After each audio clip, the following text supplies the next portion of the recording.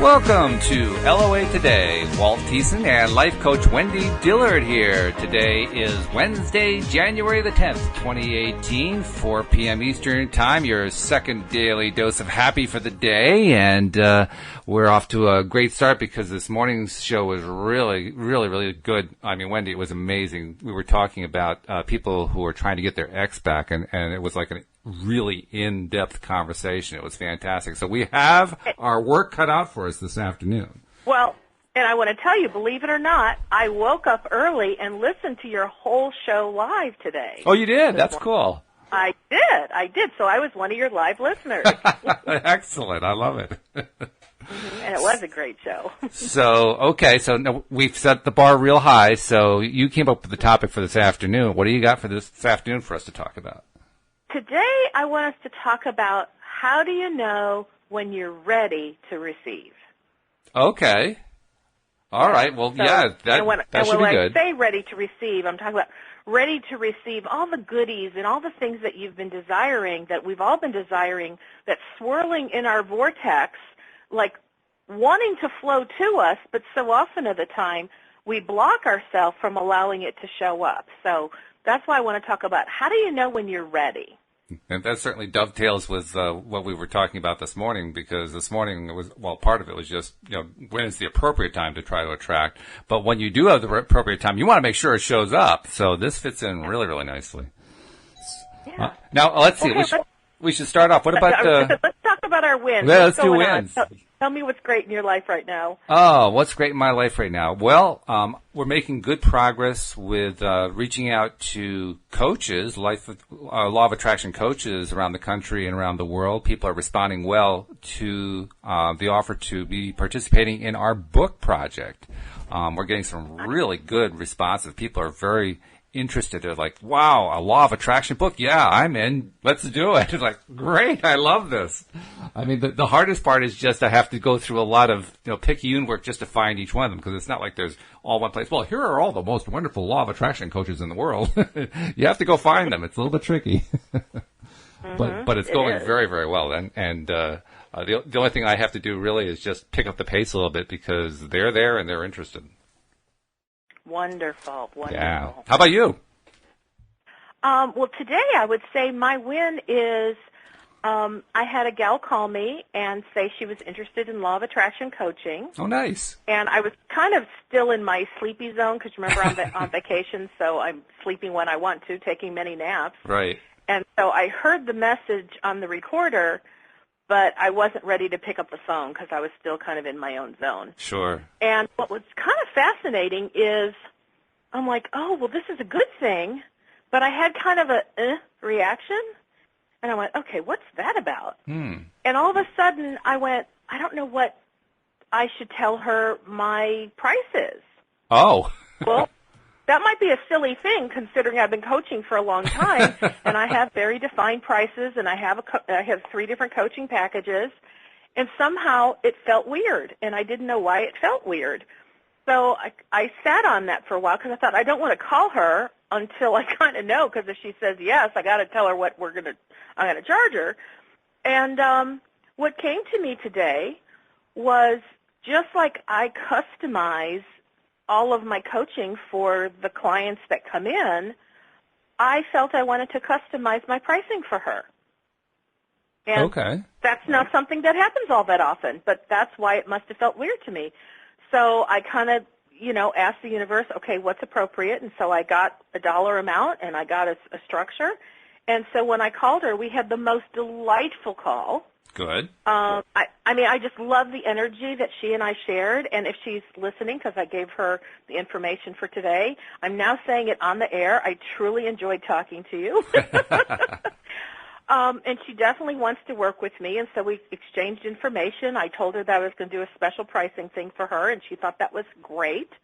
And so that, to me, is a win, because I followed the guidance. Yesterday our show was all about guidance. That's right, yeah. And I was following the guidance today. I was following my feelings. I was asking questions. I was following what felt right to me. And then when I called her, I was like ready for her to say yes, she wants to be my client, because I had all that stuff taken care of. And she said, yes, I do want to work with you. I look forward to doing that. And so that, to me, it's just always a happy thing for me when I get to talk to someone that I feel I have a like-mindedness with, and that I could tell, and here's our topic, I can tell she's open and ready to receive coaching. She's ready. She's asking the questions, and she's ready, and I'm excited about delivering. By the way, when I was still doing online marketing for business clients in a rather regular manner, it's been a while since I've actually been doing that.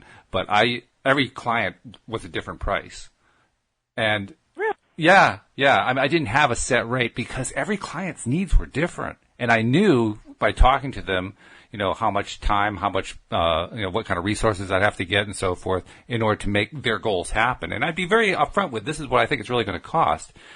Most of the time I couldn't give them a precise figure because a lot of it has to do with what the market is available for their particular industry, and that can vary widely from industry to industry.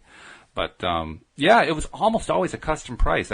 In fact, that was probably my most difficult thing, trying to figure out what the price was each time, because I couldn't just go to a menu and say, well, it's always this, because it wasn't always this. Well, and likewise, when I was a costume designer, every person who came to me and was interested in costuming, some had a huge show they needed me to do, some just had like 3 things, and it was very customized. And I had to be really good at itemizing what is it going to cost me in materials, how long is it going to take me, and I'd have to come up with a price, because it doesn't work very well to say, oh, let's say $3,000, and then when they come to pick it up, I go, you know what, it took me longer than I thought, so it's $4,000. Yeah, right. People don't like that, and they're not prepared for it. So I had to get really good at preparing in advance. Even though I hadn't spent the time yet, I hadn't shopped for the materials, I had to really feel that I was right on the mark, and that was a lot of where my intuition came to play. Yeah. Because, I did feel good about when the customer came and picked it up, that the price that I had quoted really was appropriate not only for them, but it made me feel good about, what I was getting in terms of my profits. So today was one of those little experiences, where, okay, I'm willing to customize because that's the way the energy is moving for me. That's the guidance that felt like the right thing to do. By the way, you're going to be proud of me. You said you listened to this morning's show. I actually got guidance during the show and went with it. Good for you, Walt. I really did, yeah. Can you tell us what specifically that was? And how you did I knew you were going to ask that, and I'm saying, do I really want to tell this? Because she's going to ask it. I can't remember which one it was, but it was one of the times when it was like the last third of the show. There were a couple of times where it happened, and in both of those cases, I was basically not going to say the thing that I said, and I got this urge to say it anyway, and went with it, and it worked really well. But can I tell you which ones they were? I can't tell you which ones they were. I don't remember. But the fact was, you somehow sensed the nudge, and you acknowledged it to yourself, and then you acted upon it. And it was weird the way it happened, because I was ready to say something else, and all of a sudden I found myself wanting to change it in midstream. Mm. And remember yesterday on the show, you were asking questions about, well, how do you know when you get guidance, and how do you know if you're following something that's truly guidance or kind of like false guidance, like some stupid thought showed up. And I said, the truth is, you kind of don't know until you do it. You follow it. Well, that was certainly true. What you're telling me is that you followed it, and you said it had a great result. And I followed it not because of any conscious intent. It's just like, all of a sudden, I was just going that way. And if you had asked me immediately afterward, why did you switch gears, I would have said, I don't know. I just did. But now here's the cool part. So if you can allow yourself to remember, and maybe you can immediately or maybe you have to think about it later, if you can allow yourself to remember what it felt like or sounded like or looked like when you got that nudge to change gears, that's the thing you want to start paying attention to, because that's how you can mark it, if you will, for the next time you get a piece of guidance. And the more you mark it and go, this is what it feels like, or this is how it shows up, and it may show up in various ways, or these are the ways it shows up, it allows you to trust that signal the next time to go ahead and try taking action on it and then see, okay, can I validate that, yes, I got a positive result? The closest I can come to describing it uses a phrase that my wife once used to describe what it was like when she got together with a group of women friends of hers while we were in Virginia. They'd get together once a week to do meditation and some other spiritually based stuff. I can't remember exactly what. But the point is they would get into a meditative place and they just kind of, settle into it, so to speak. And what she described is when she got into state or trance or whatever you want to call it, it was like her mind slipped sideways. And I thought that was I always thought that was a really interesting adjective, and a metaphor to describe what the thing was. I wasn't quite sure what it meant, but I can tell you this morning when that stuff was happening, it wasn't so much my mind slipped sideways, my attention slipped sideways. It's like I was looking over here and ready to talk there, and all of a sudden I'm talking over to the left, kind of, or to the right. I mean, it wasn't directional, but all of a sudden, just in the midstream, I'm talking in a different direction.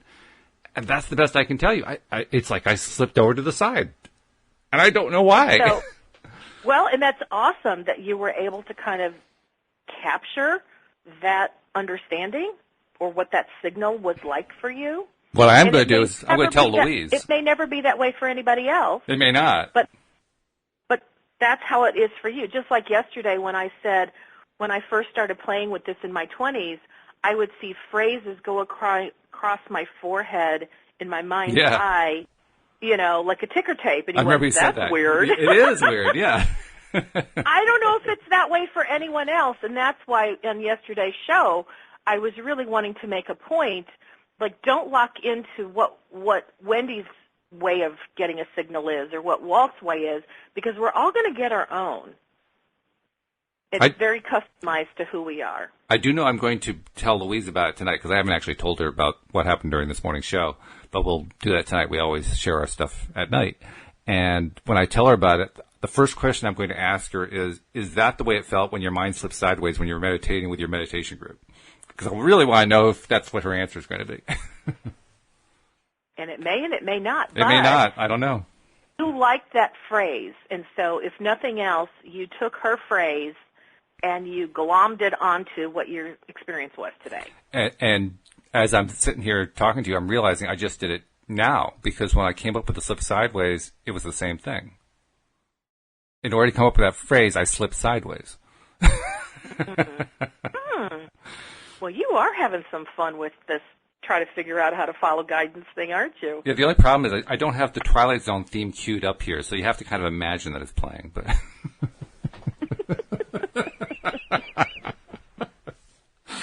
oh, my goodness. So let's talk about how do you know when you're ready to receive. Now, granted, I came up with the topic, so I'm just going to start with asking you if that even makes sense to you or if you even know what that means. Well, in the case of what we were talking about, I received before I was ready, so it didn't make any difference. Well, like I'll take for instance, the gal who I was talking with this morning about, her wanting to hire me as a law of attraction coach.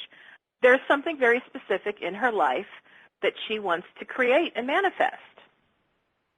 And based on different things that she's been doing and input from a group that she has belonged to, she was using all of that as filters to see if she's where she needs to be, but the result that she's been getting is not what she was looking for. Mm-hmm. Okay. And so, the way I look at it, in law of attraction speak, there are very specific things that are signals that let us know we're right where we need to be to receive. And so, yes, it's a little bit etheric, but it's a little bit more solid. Like, one of the things Abraham talks about, and I think this is cool, and even though it took me a long time to understand it, it was if you have 10 things in your life that you're wanting to manifest, and when you think about 9 of them, you feel really great. But if you think about one of them that you just feel a lot of doubt and resistance and negativity, and you're like, oh, God, I want it, but I don't know how it's going to happen, and I'm feeling really desperate about it, But if you stay focused on that one thing, the one that's not going well, unfortunately, because that's the broadcast system, that's the broadcast energy that you're sending out into the universe is kind of like, oh, all right, well, this person wants more of this mucky, despair, icky energy. And so it kind of colors all 10 subjects. Oh, yeah. So if you were in a receiving mode where you were starting to see manifestation on those other 9, unfortunately, your focus on the one, because you're focusing such negative stuff, kind of blocks everything from coming through. And I know exactly what you mean, because yesterday, going back to reaching out to finding law of attraction coaches who want to participate in our book project that we're doing, I was experiencing something that it was kind of unexpected. And I think what it amounts to, I was playing some old tapes without realizing it, and I didn't like them very much. Virtually everybody I have reached out to who responded, most people, not most, a majority of people don't even respond. But the minority, among the people who do respond, so far I've had exactly one person turn it down. And all the rest of them had given me at least positive interest, and in most cases they said, yeah, I'm on board. Despite that fact, yesterday I found myself cringing whenever I saw an incoming email about that topic.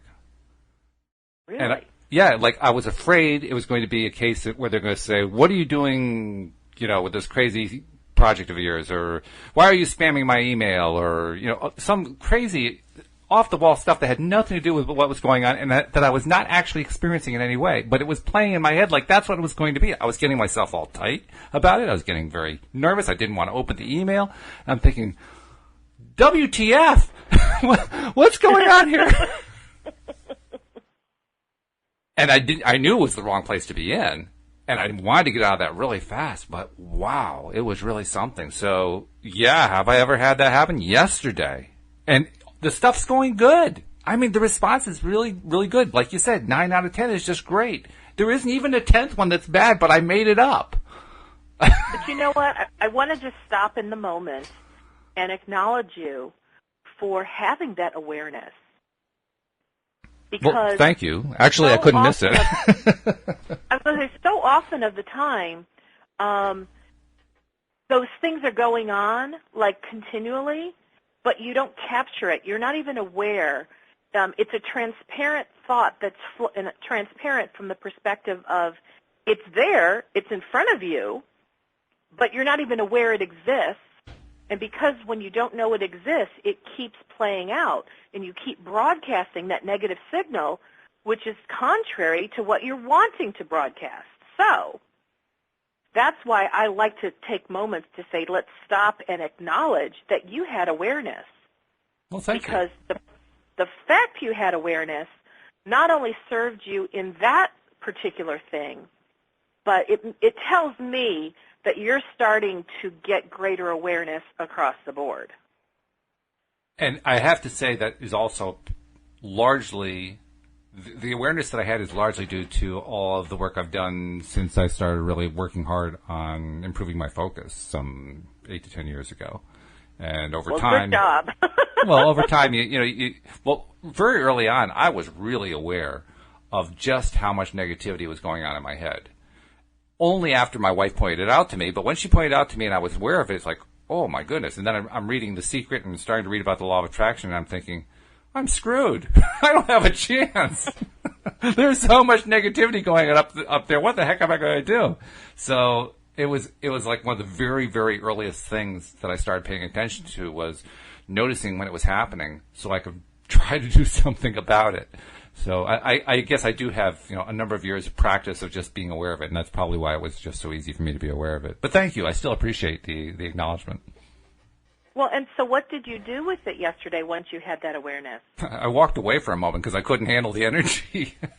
I literally I left the space. I couldn't find a happy place. I couldn't find a happy thought. I couldn't find any reason to feel confident, even though I knew the reasons were there. So I just kind of walked away, took a break, took some breaths, and I got to focus on something else for a minute because this is driving me nuts. And I didn't totally get rid of it so to speak. I didn't totally overcome that situation yesterday. It wasn't until I actually talked with Louise about it and told her I was really having trouble with it, and she basically threw back in my face what I often tell her, which is, well, what do you want to focus on instead? So you did what I would call the strategy called distraction. Yeah. Which is a totally legitimate way to get yourself out of a negative spin. Yeah. I mean, I didn't have a way immediately that I could find to get into the positive space, but at least I could get away from the negative. I could just run away from it for a second. Good for you. Good for you. So are you open to me asking you a question about it? Yeah, sure.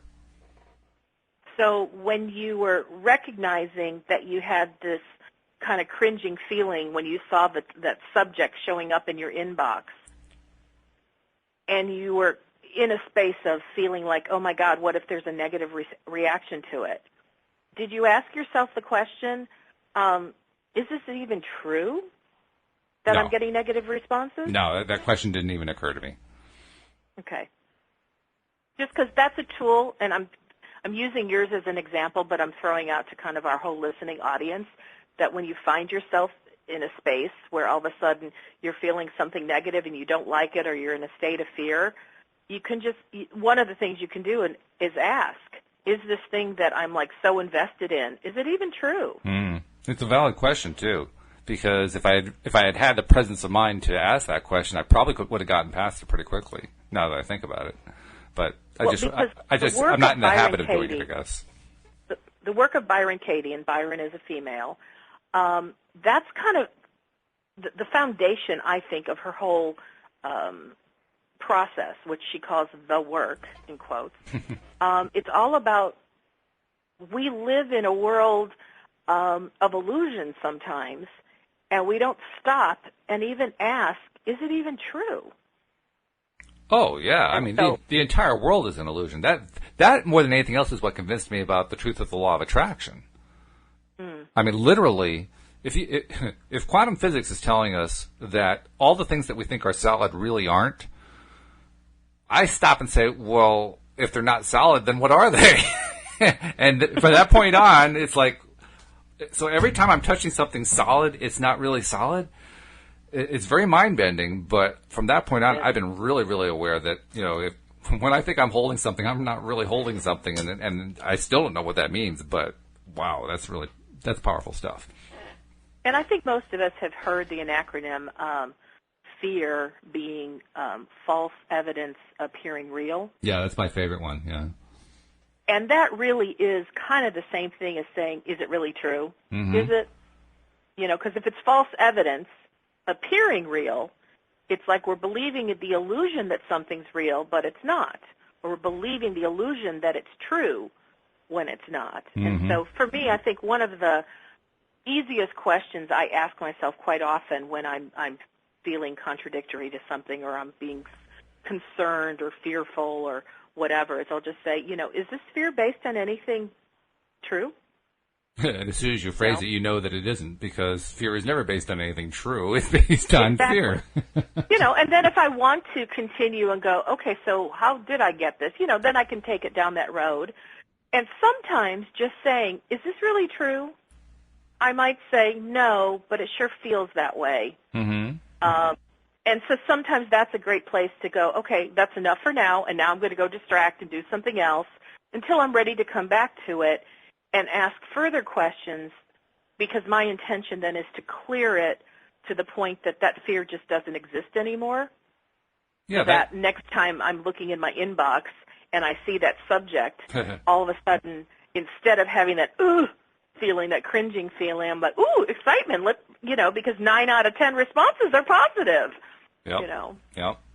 So it's a good point, because I think it's one of those things that's kind of like what I went through when I was learning how to recognize stuff, recognize negativity that was going on in my head. It took a while to learn it. It took a while to be willing to say, oh yeah, that was a negative thought.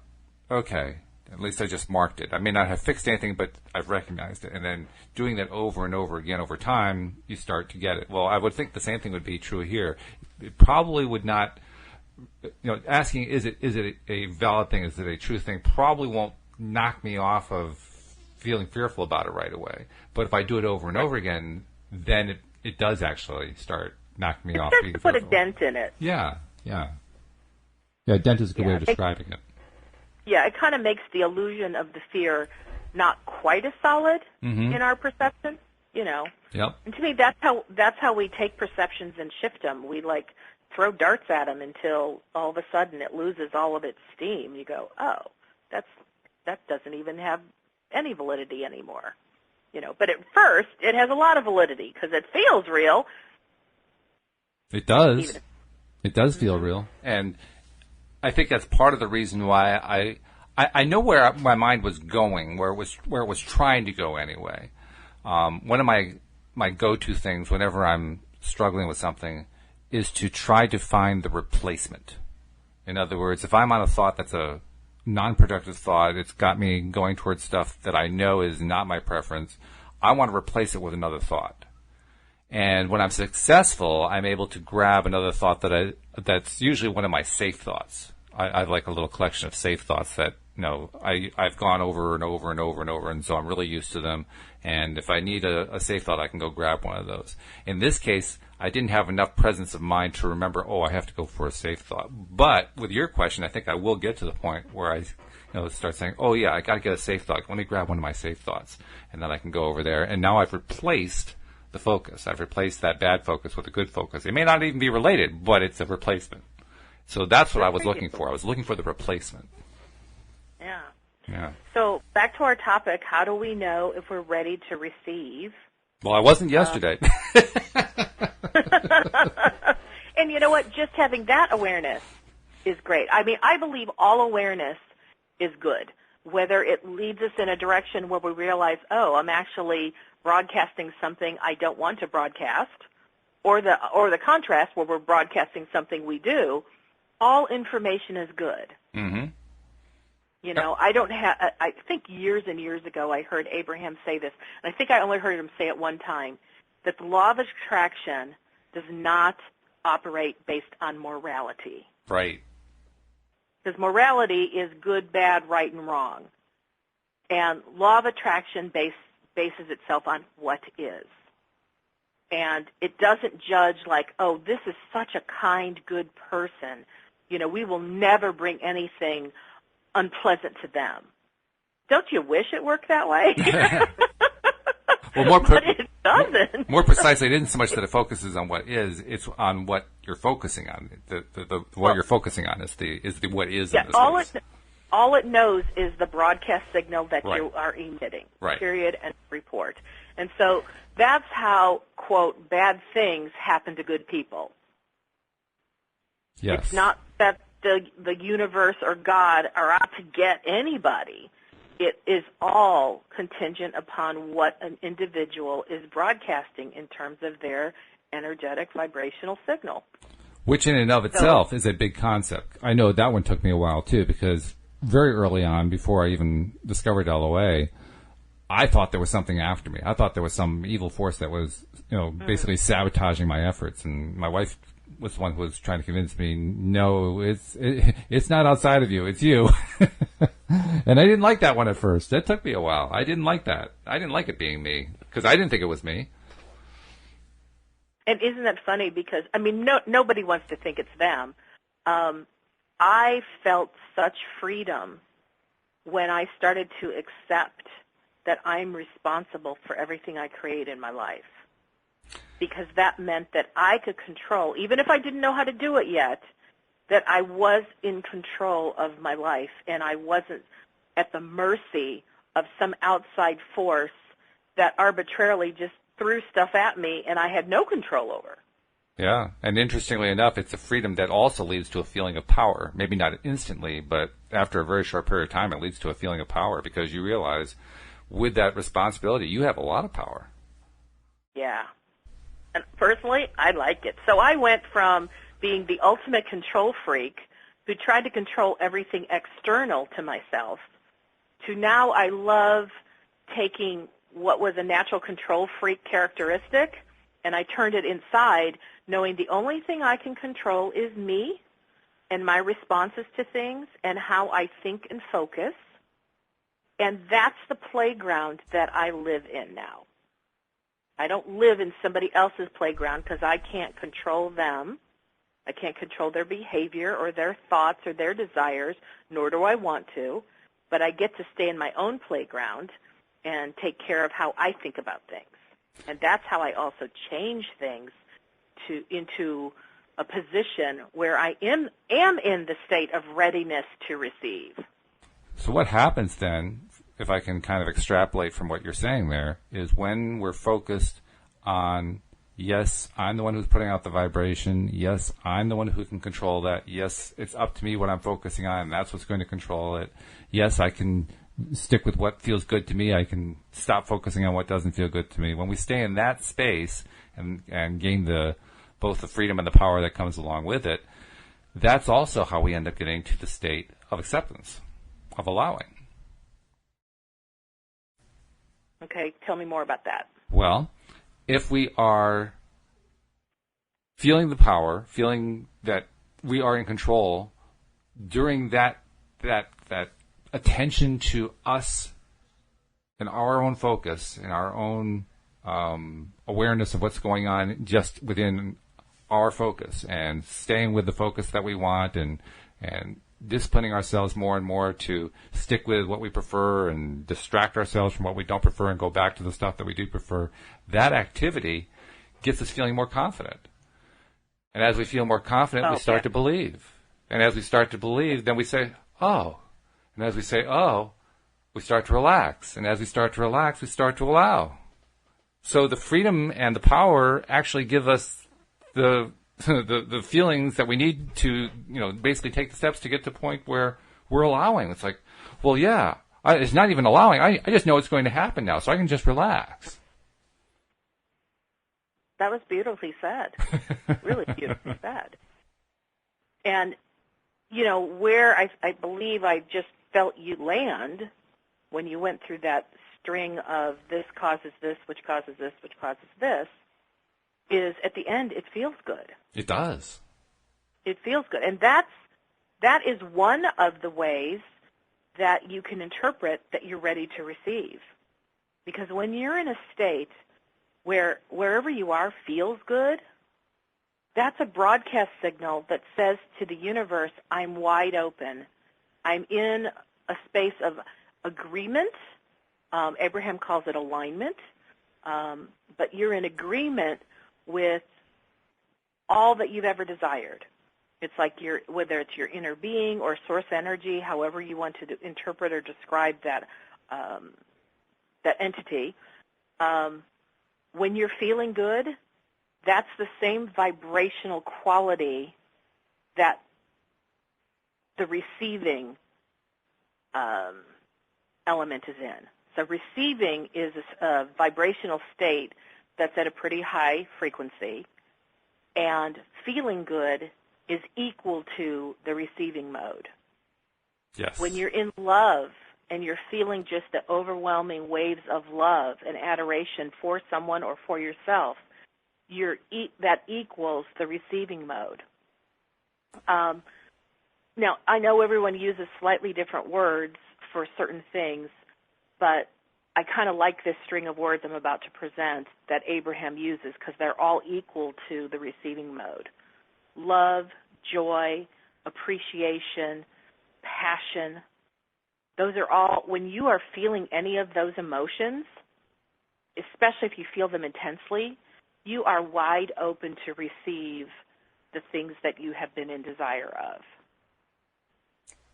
And another one I add to that is like today, I am right now, I'm in a sense of well-being. I just feel like all is well in my world. I feel like everything's positioned. It feels good. That to me is a receiving mode. I know I'm in a receiving mode right now as we're speaking. And speaking of which, if you're listening to the show and you're feeling good about what you're hearing right now and you're in that good receiving mode, this is a good time also to put a little message out to people you know who are into the law of attraction. Say, check out this show. Tell them that you're enjoying it, because we want to keep spreading the word about the show and get more and more people listening to it.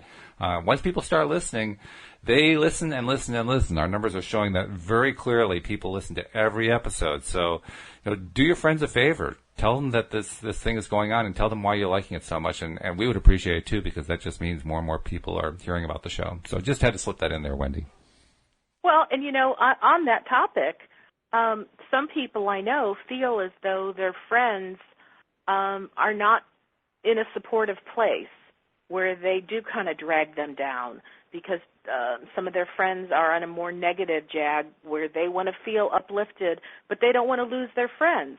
So here's a great opportunity. If you're really wanting to live a positive, happy life, and you recognize that your friends are not kind of on the same wavelength as you, maybe suggest they might want to listen to the show, LOA Today. And, we're always talking about things that can help bring more happiness and joy into your life. And so if your friends start listening and feeling like they're gaining some understanding of how they can do that for themselves, just think how you will have influenced your own environment, and you and all your friends could be happy together. Yay. That's a good thing. Yeah, that's a win-win-win all the way around. It is. And if they don't choose to do it, you know what? Maybe that's the universe's way of saying you're not really a match, so don't try to force or push that friendship any further. Let it come to its own natural either separation or give those people the freedom that aren't on your same wavelength to find their own course, and maybe in time they'll come back and they'll be on the same wavelength. There's also a cool benefit to being in that receiving mode where you're feeling good and you're feeling like everything is just right with life and so forth, because if the friends that you currently have aren't quite up to snuff and they don't seem to be looking like they want to go up to snuff when you're in the receiving mode, all of a sudden new friends show up. That's true. And they show up out of the blue sometimes. Mm-hmm. And sometimes you get an impulse to, like you did, like you and Louise, you reached out online to purposely seek for some friends that were like-minded, which I thought was very cool. Yeah. That was the first I'd ever tried to do that, as just reaching out for friends. So it was kind of a new thing to do. But it was really nice to get the responses that I got. I got really great responses. And we're talking like, I reach out to 8 people and 4 of them would give me a good response. When do you get that in any social circumstance? I can't remember the last time you get that. That's pretty amazing. That's fantastic. And it doesn't surprise me in that you got a feeling, you got an impulse, you got a hunch, you got what I call an intuitive hit, and you followed it. And to me, if you get guidance like that, I would expect you to get a positive result, because I don't believe we're ever guided purposefully to something that gives us a result that isn't pleasant. Well, it certainly makes sense when you look at what Abraham teaches about the nature of what they call you and you, meaning you, the physical being, and you, the non-physical being. They make it a very big point, and have pretty much since the beginning, to make it a point that contrary to what humans have thought for the longest time, where we start as non-physical, we came into the world as physical, and then we leave the world and return to non-physical. What actually happens is we come from non-physical, we remain non-physical, but we also extend into the physical world. So we're in both places at the same time when we're here, spirits having a physical experience. And then after the physical experience is gone, then we're 100% back in the non-physical. Part of the reason for bringing up that point is they want us to understand that when the non-physical side of us is out of alignment with the physical side of us, that's when we feel negative emotion. When our non-physical side is in alignment with our physical side, when we're in agreement, so to speak, when the non-physical and the physical me are saying, yes, I like the same thing, then we feel good about it.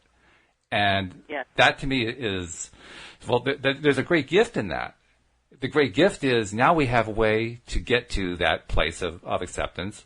And more importantly, we know that the guidance that you're talking about is coming from us, is coming from our non-physical side. So we can actually trust it. And so another component exactly with what you're talking about is that how you feel in physical form about a specific subject and how your higher being feels about that subject. There's like a gap between the two of them, mm-hmm. and your emotion will always be the indicator of what that gap is. Yeah. That's a good way to say it. Like your higher self, or some call inner being or source energy, will always be in a positive state. That is just the nature of non-physical. Yeah, key always point. In a positive state, seeing the best side or viewpoint of something. Which is also not what we've been taught. I want to emphasize that, because Louise and I were talking about that yesterday. We were reading from the Vortex, and that point came up. Did you ever notice that the religions of the world, and I mean all of them without an exception, they all treat us on the other side as if we're going through hell in some way? There's none of them that say, hey, you are this wonderful, optimistic, positive being on the other side. None of them say that.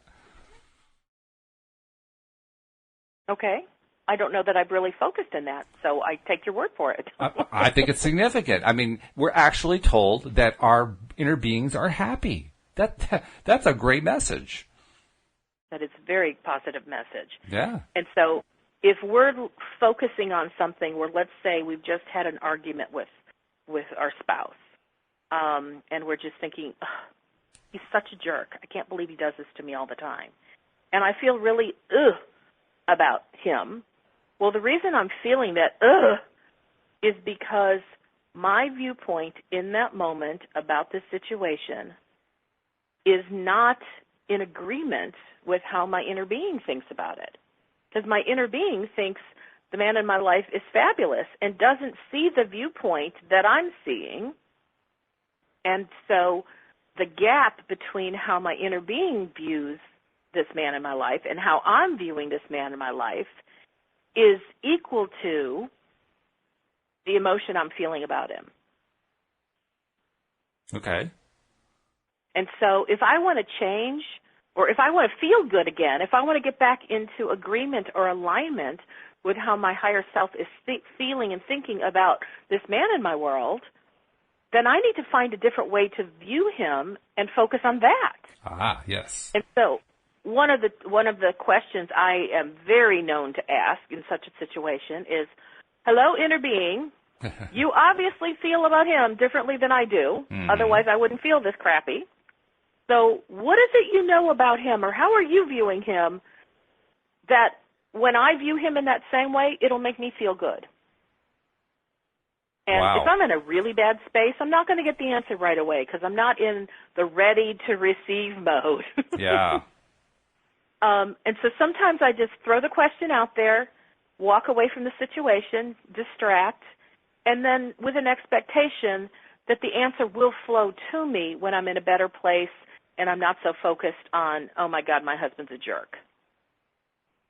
Yeah. But if I stay in my husband's a jerk, and then I call my friends and say, you are not going to believe what a jerk my husband is, and he did this thing. Can you believe that? Do your husbands do that? And then you start, like, spinning this thing of how horrible men are. That creates a momentum of its own. And believe it or not, law of attraction is actually going to help give you more thoughts and more evidence of why he's a jerk. He's probably going to bring more jerks into your life. And all of a sudden your boss will be a jerk. Yep. And your girlfriend will be a jerk. Yep. And the bus driver will be a jerk. Yep. And the cashier will be a jerk. And so, you know, in the world of being deliberate about wanting to live a happy life where we thrive, if we can jump off the train track of going down the road of gossiping about how bad something is, we do ourselves such a positive service by trying to disembark from that as quickly as possible. Yeah, sticking on that kind of path is just, people don't realize how self-destructive that is. They think that they're venting. They think that they're, you know, taking out, what the other person's doing to them, but they're just doing it to themselves in a big, big way. And what they, I think, oftentimes really don't recognize is how law of attraction will support their negativity. Yeah. Remember what I said, law of attraction is not moral. It doesn't look at right, wrong, good, or bad. Are you a nice person? Are you not a nice person? Did he do you wrong? Did he not do you wrong? It's whatever you're broadcasting. Law of attraction goes, okay, we'll give that person more of that. Which is why if you're in the space of the kind of person we were talking about this morning, that Cindy and I were talking about, when we were talking about somebody whose heart's been broken and they're, trying to get their ex back, and they're dealing with boundary issues and all the other stuff we were talking about. you're not going to be in a good space to try to receive good stuff at that point in time. So, like you talked about, answers aren't going to come right away from the inner being. And if they do come, you probably won't even recognize them at first. Well, and I think the answers are always flowing, but we're not in a space of being ready to receive. Better way of saying it. Yes, much better way of saying it. You're right. Yeah. I mean, being ready to receive is a very different vibrational broadcast than being angry and not ready to receive the positive thing. Yeah. Yeah, they aren't even on the same planet, hardly.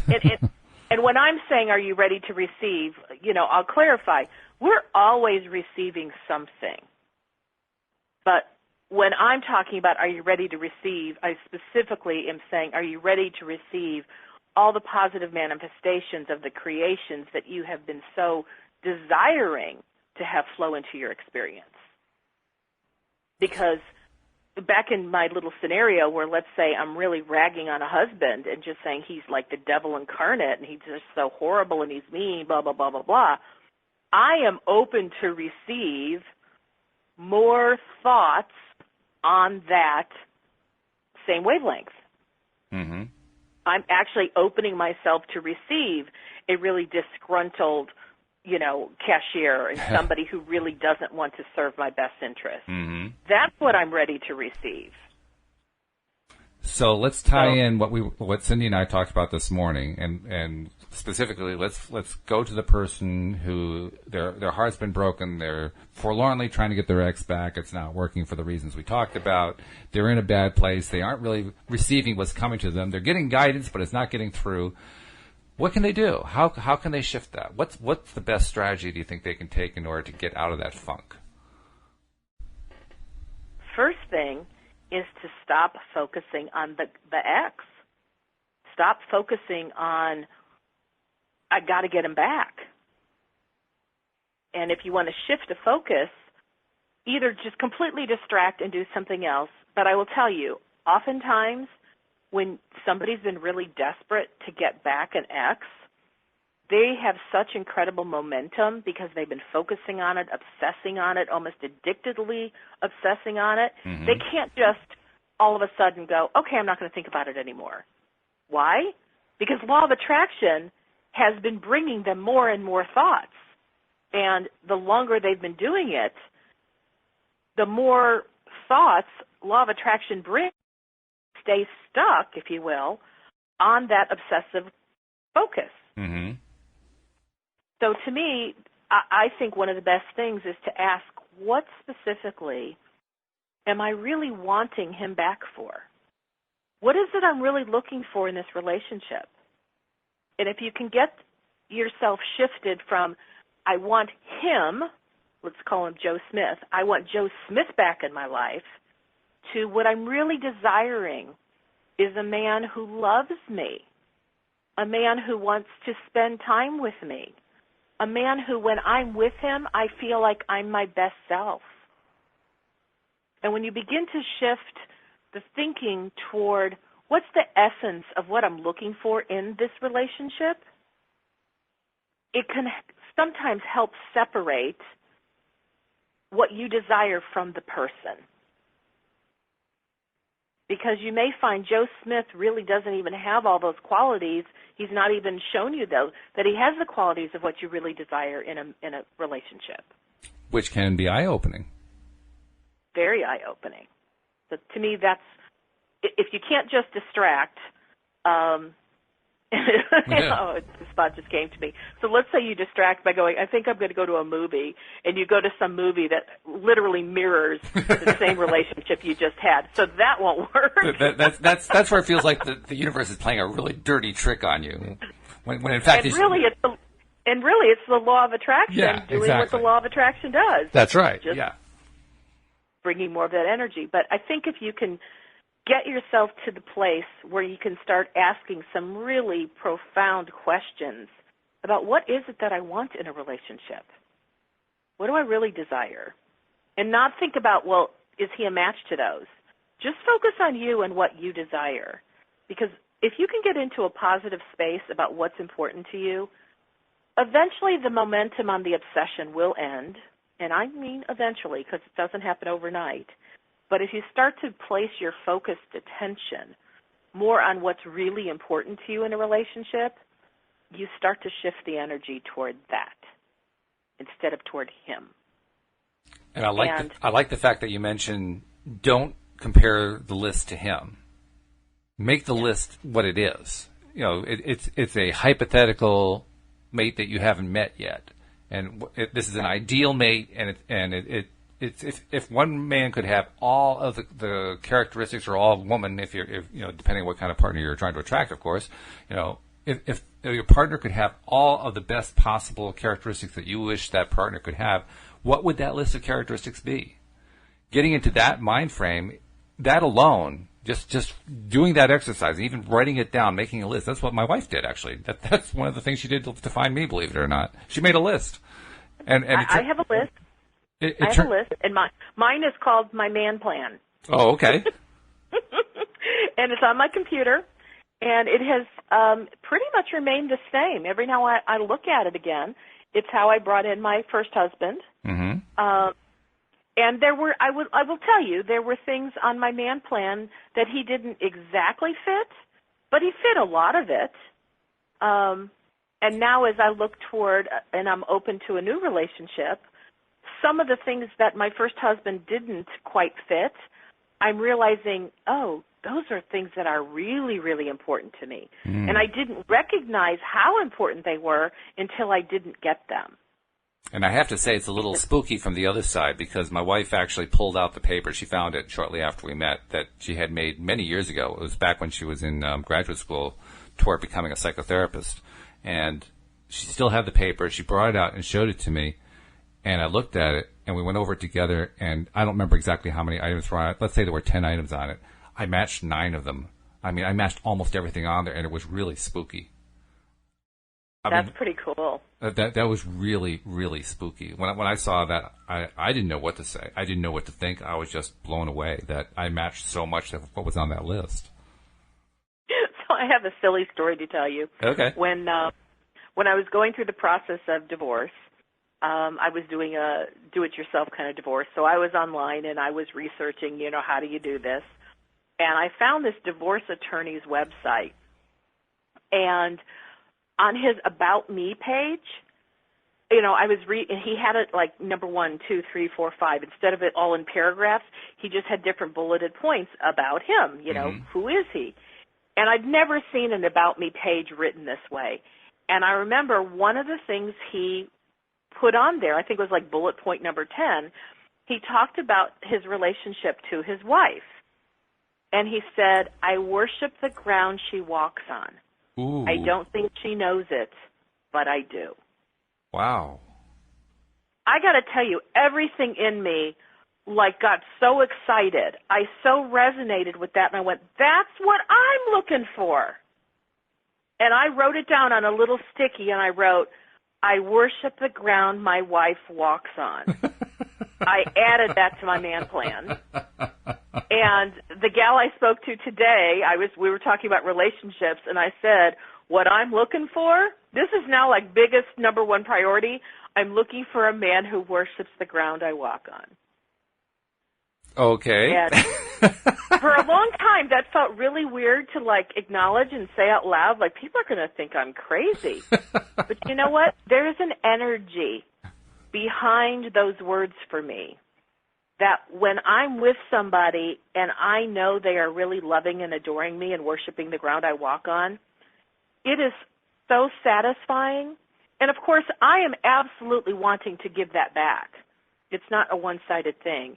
You know, to me, I'm all about a beautiful blend of exchange.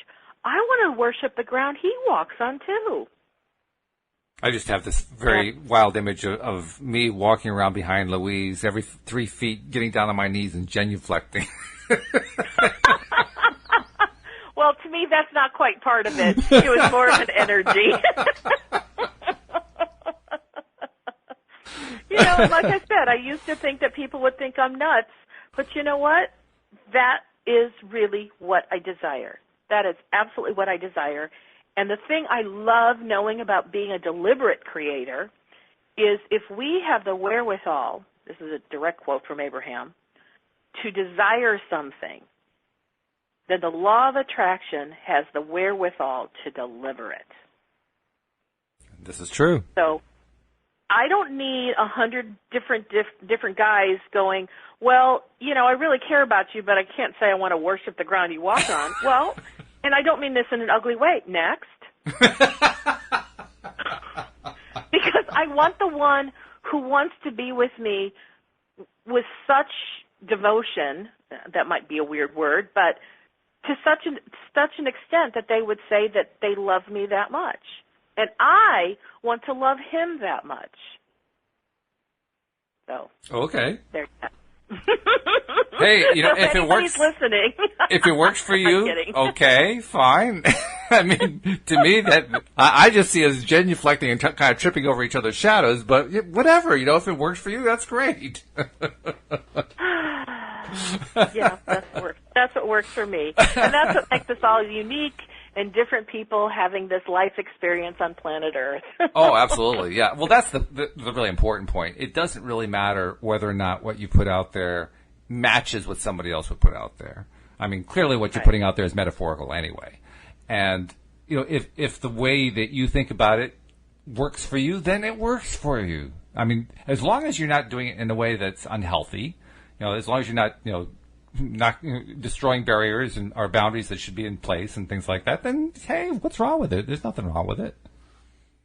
And I know that it's possible for a man to feel that way because this man expressed himself on his website about his life. Apparently, yeah. So I know it exists because this man showed me that this exists.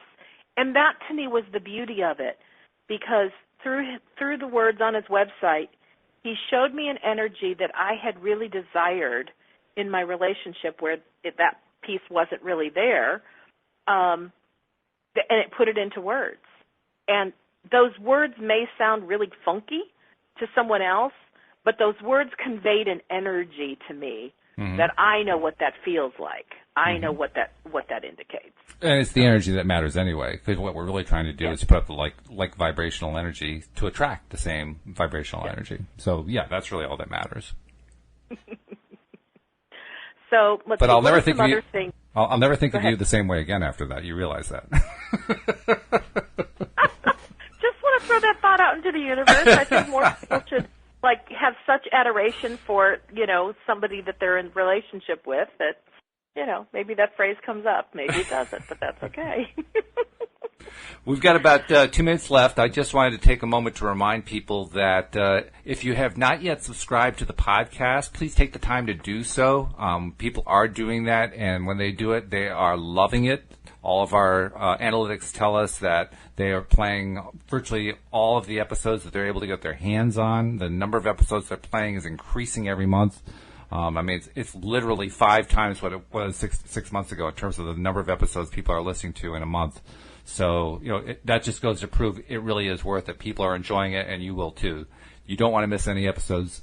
Do sign up. Just go to loatoday.net, click the subscribe button, or go to your iTunes store if you're on an iPhone and search on LOA Today, subscribe there, or on an Android phone, same thing, just go to Google Play and subscribe by searching on LOA Today. And Wendy, for somebody who's looking for a little personal assistance, how do they reach you?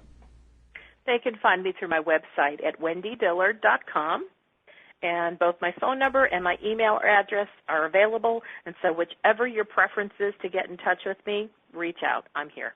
I love the way you make it so simple. I mean, there are lots of people who have websites, particularly in coaching, and I've been getting to know a lot of them, and they just complicate things so much. You make it so simple. Really great. I love that. Thank you. So let's do this again tomorrow. I'm looking forward to it. You got it. All right. And we want to invite you back, too. By the way, don't forget to check us out mornings as well. We're doing this twice daily, Monday through Friday, and David Bartke and I do it on Sundays. But meanwhile, we will see you tomorrow here on LOA Today. Goodbye, everybody. Bye-bye now.